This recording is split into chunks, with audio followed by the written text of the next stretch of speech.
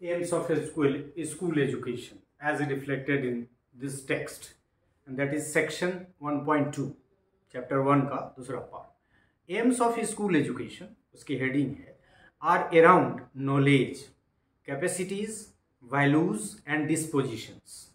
इस वर्ड सबको आप देख लीजिए। डिस्पोजिशंस, वैल्यू आप जानते हैं, कैपेसिटी आप जानते हैं, नॉलेज। डिस्पोजिशंस का मतलब आप स्वभाव, कैरेक्टरिस्टिक्स आदि को ध्यान में रखिए, मतलब कैसे बिहेव करेगा, क्या है। तो dispositions is also very focused word in the text. ये section 1.2 aims of school education sub head है इसका, and are around knowledge, capacities, values and dispositions. इन चार टर्म को लेके ये सेक्शन आगे बढ़ा है। It mentions aims of school education as reflected in the NEP 2020 and under the head aims of school education in this NCF।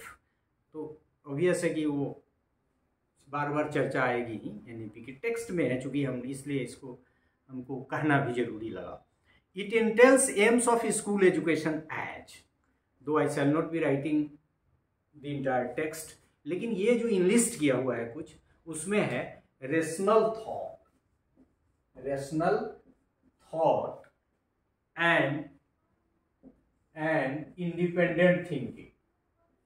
इतना लिखना काफी नहीं है, लेकिन पूरा लिखना it will take unnecessarily too much time.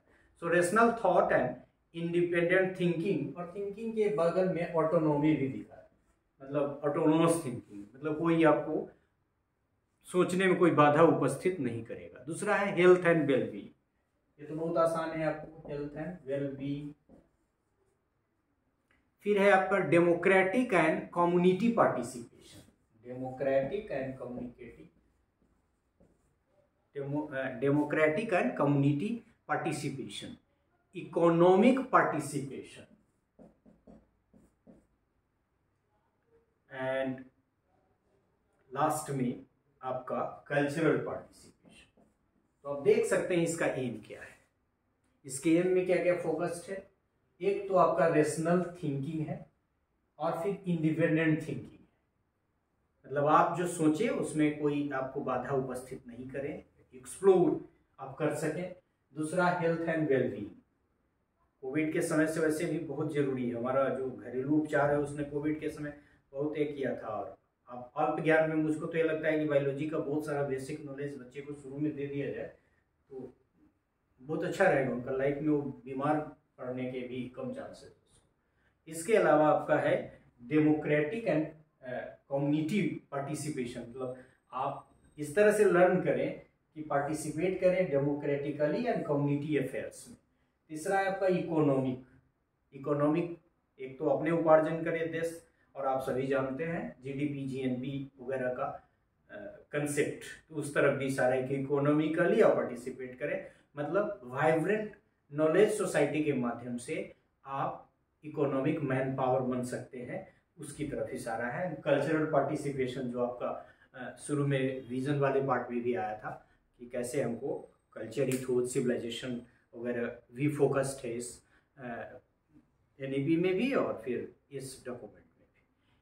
तो ये 3-4 चीजें इसमें फोकस्ड है। In fact the aim as reflected in NCF, this document is to develop individual through a school education as a social resource and considering her all round development। मतलब यह हम कह सकते हैं कि स्कूल एजुकेशन का जो एम है, इन सारे कीवर्ड्स में तो ट्रांजैक्टेड है ही, लेकिन यदि हम उसको नट सेल में कहें तो ऐसे कि हम इंडिविजुअल को स्कूल एजुकेशन के माध्यम से ऐसे डेवलप करें कि वह हमारी सामाजिक संपदा बने, सोशल रिसोर्स बने, और उस जहां तक वो जा सकता है। ऑलराउंड डेवलपमेंट तो वही गया, social, moral, emotional, physical, like and that. लेकिन जो कोई किसी भी आदमी के ग्रो करने का यदि कोई हाई पॉइंट हम डिसाइड कर लें या लोकेट कर लें, तो वहां तक जाने में उसको स्कूल एजुकेशन मदद करे। सो we have talked about the major MC as enlisted: rational thought and independent thinking, that is autonomy as well, health and well-being, democratic and community participation, economic participation and cultural participation. And at the end, this NCF is focusing that we have to create social resource through individual development and all-round, keeping in view the all-round development of the individual, so that we can, with the help of our sound school system, create manpower knowledge society. Thank you for this part.